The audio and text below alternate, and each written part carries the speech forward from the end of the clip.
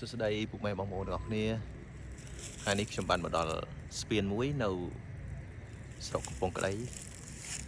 នៃខេត្តសៀមរាបស្ពាននេះយើងអាចហៅបានថាស្ពានព្រះទិសស្ពានប្រាប់ទិស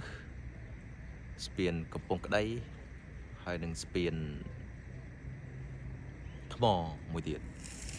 ស្ពាននេះគឺនៅជាប់ព្រំប្រទល់សៀមរាបហើយនិងកំពង់ធំបងប្អូនបានមកលេងគឺពិតជាឃើញទិដ្ឋភាពដ៏ល្អហូរផង់នៃស្ពាននេះក៏ប៉ុន្តែដល់ឡែកស្ពាននេះគឺត្រូវបានកសាងជួសជុលឡើងវិញនៅ2ដងហើយនៅឆ្នាំ1925ម្ដងហើយនៅឆ្នាំ1965ម្ដងហើយស្ពាននេះគេមិនទាន់ដឹងប្រកាស 100% ថាកសាងនៅឆ្នាំណាឆ្នាំណីទេក៏ប៉ុន្តែបើសិនជាតាមមើលរូបក្បាច់រចនានាគហ្នឹង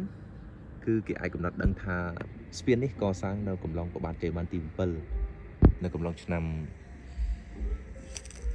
1908ដល់ឆ្នាំ1120ណា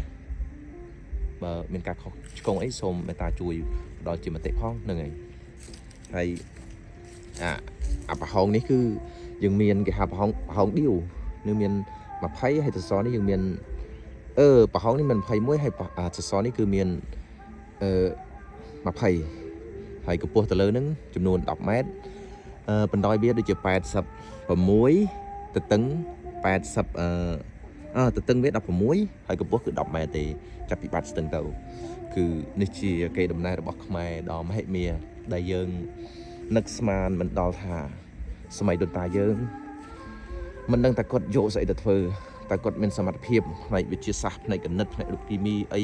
ប៉ុណ្ណាបានគាត់អាចមានលទ្ធភាពកសាងស្ពានដ៏មហិមាយ៉ាងនេះណាហើយស្ពាននេះផងដែរគឺមានប្រជាពលរដ្ឋមកលេងគួរសមដែរប៉ុន្តែដល់ឡែកសម្រាប់ថ្ងៃច័ន្ទដល់ថ្ងៃសុក្រមិនសៅរ៍ទេសៅរ៍អាទិត្យគឺសម្បូរមកលេងដែរហើយសង្ឃឹមបងប្អូនទាំងអស់គ្នាដែលបានឆ្លងកាត់តំបន់នេះគឺគួរតែអធិស្ឋានយ៉ាងណាគឺមកលេងមកហើយមកសិក្សាផងមកមើលទិដ្ឋភាពជាក់ស្ដែងដែលដូនតាយើងបានបន្សល់ទុកហើយជាមោទនភាពខ្លាំងណាស់សម្រាប់ខ្មែរយើងដែលយើងមានសម្បត្តិបេតិកភណ្ឌសម្បត្តិវប្បធម៌ដូនតាយើងដ៏មហាអស្ចារ្យនេះឃើញទេបងប្អូនឃើញទេអានេះខ្ញុំនៅផ្នែកខាងលិចនេះហើយនៅផ្នែកខាងកើតក៏ស្អាតមិនចាញ់ផ្នែកខាងនេះដែរអូខេអរគុណច្រើនមែនប៉ុណ្ណឹង